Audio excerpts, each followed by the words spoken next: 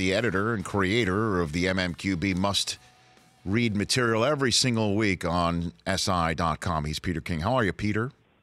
What's up, Rich? How are you? I'm doing fine. Let's talk some football before we get to the haikus of the day.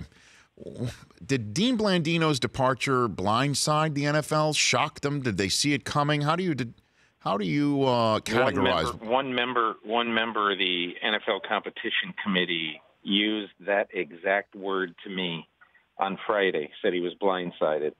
Now, everybody will tell you that yes, they have heard that Dean was interested in doing television at some point. Dean Blandino's 45 years old. He's got two kids who are under 5 years old, and the lifestyle of the vice president of officiating is basically it's an all-day job Sunday, it's an all-day job Monday, it's a most of the day job Tuesday, it's a normal day Wednesday, a big day Thursday, and then Friday and Saturday, theoretically, you're supposed to rest or do whatever. But this is easily an 80-hour-a-week job during the season, and I think that it really was not very suitable to what Dean wanted to do long-term. TV, on the other hand, is much more suited to that.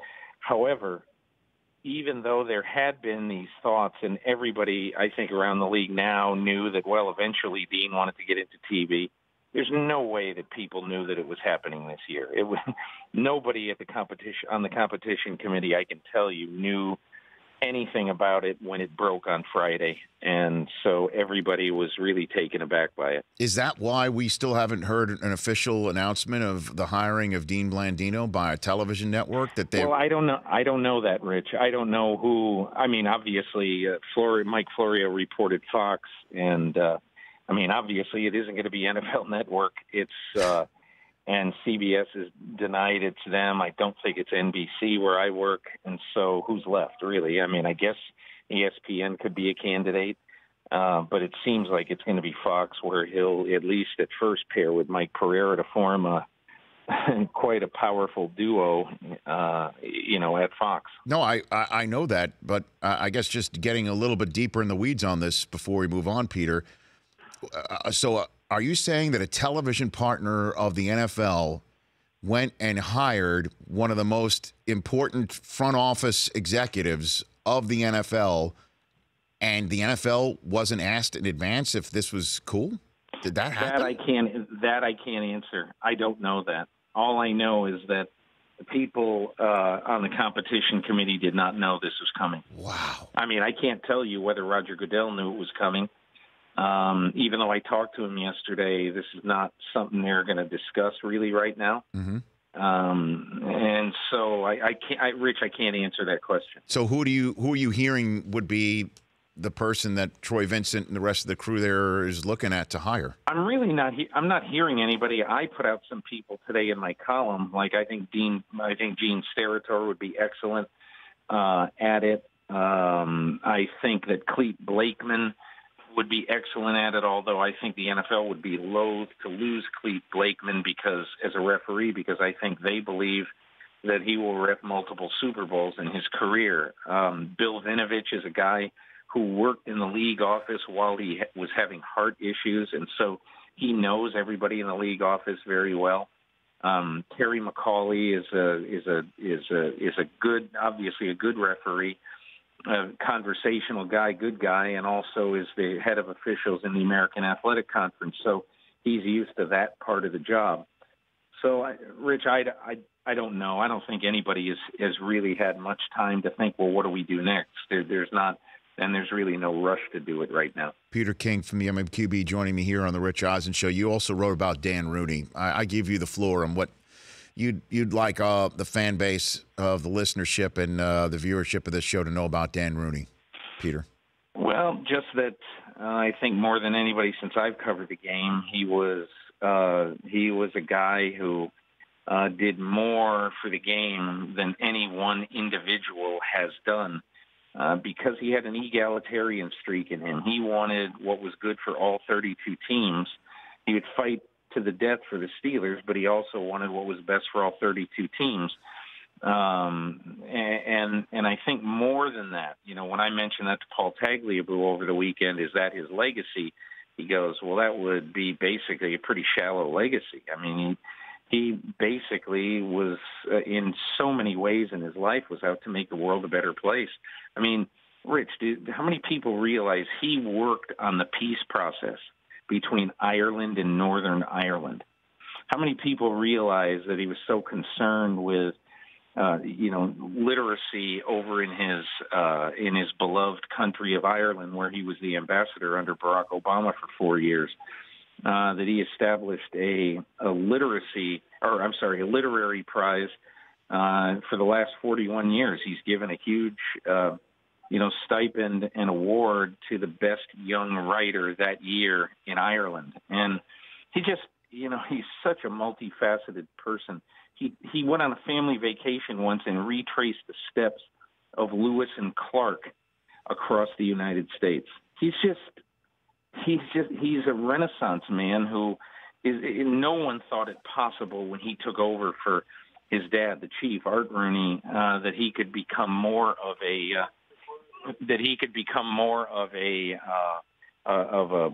powerful figure in the NFL, but clearly that's exactly what he did. Well, is there an owner like him right now? With that, no, that's what would worry me.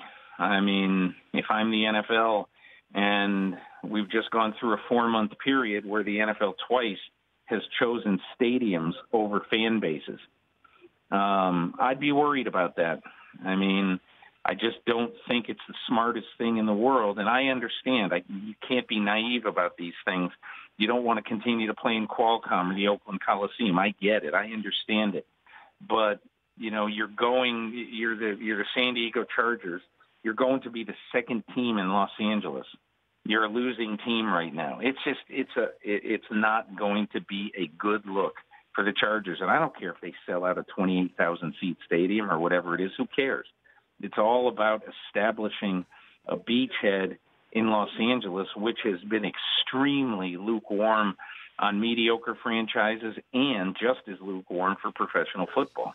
And here we are 10 days before the draft. Is it Myles Garrett?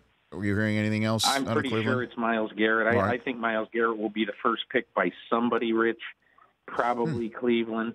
And then after that, I talked to a bunch of people over the weekend, and really, there is no obvious number 2 pick in this draft. One guy said to me, there could be 15 guys for the other 31 teams. If you ask them who's number 2 on your draft board, right, you could see 15 different names. That's why this draft is really going to be fun, because I think there will be an unpredictability after Myles Garrett that I think will be really fun. What's more likely, that we don't get any smoke or fire involving Garoppolo, or one last intense? No more. That's it? Garoppolo's not getting traded. Zero. Not going to happen. I can't say zero. Right. Somebody calls Belichick, offers him 3-1s, he'll probably trade him, but no one's going to do that. Jimmy Garoppolo is going to be a Patriot this year. What about Adrian Peterson? We're in that part now where everyone's just going to see what happens in the draft. What are you hearing about Peterson, Peter? I hear he had a good visit in New Orleans. It wouldn't surprise me, in part, and this is just me doing the thinking for Adrian Peterson. He's got this siren song about Houston. He's always there. He loves Houston. He's got a place there.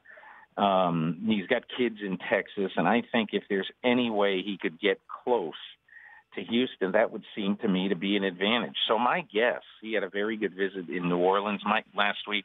My guess is New Orleans, but that's all it is, an educated guess. And Marshawn Lynch, gets done? He wants to play for the Raiders. The Raiders want him. It's this waltz now where Marshawn Lynch, I'm sure, wants a lot of money, and the Raiders are saying, you got to do you have to do a lesser contract, and we'll give you incentives.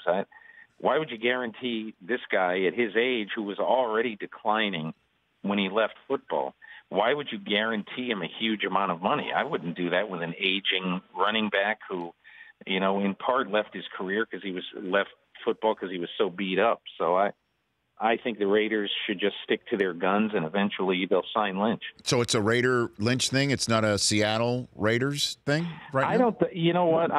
From what I'm hearing, Seattle is not going to stand in the way of of Lynch. I think they might want something, but they won't want a lot. And if they don't get it, I think they'll just let him go. They have nothing to gain by keeping him from playing football. And in fact, Rich, think of it. Marshawn Lynch is still beloved in the Seattle locker room. What do you think Earl Thomas and Cam Chancellor are going to think of management in Seattle if there's a story out there saying they're preventing Marshawn Lynch from playing football? That's not going to go over well in the Seattle locker room. And give me the name of a veteran that might get traded draft day, Friday, in a sort of an eyebrow raiser, a shocker that we don't see. I mean, it's not. I don't think it's a shocker, but I think Sheldon Richardson is probably going to get traded by the Jets. Malcolm Butler should get traded by the Patriots. It's just that he obviously needs to sign his tender first. He should. In my opinion, I think that the smartest thing that the Patriots could do is don't ask for the 28th pick back, or the 32nd pick back, excuse me. Ask for that 43rd pick and then the whatever it is, 103rd pick. That's what I'd rather have if I were them, because this draft has got very, very good defensive depth, and I think Bill Belichick could take advantage by doubling up on that pick.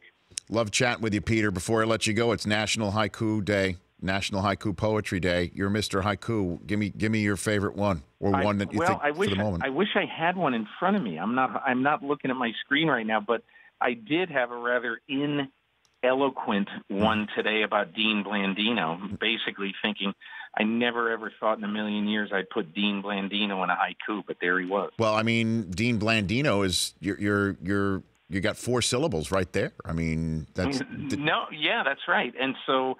That's 4 of 17.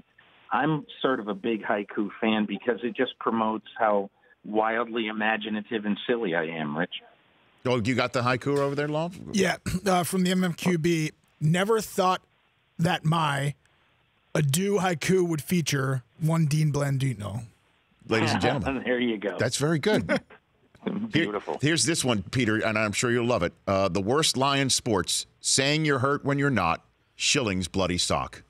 What do you think? That hurts. That hurts. It's all right, Peter. You got 3 of those trophies since the Poppy era started, so it's all good. I do, yeah. All right, Peter. They're all mine. Thanks, Dan. Thanks, guys. Take care. I'll see you in Philly. Rich. There you go. There's Peter King. The Rich Eisen Show, weekdays at noon Eastern on Audience.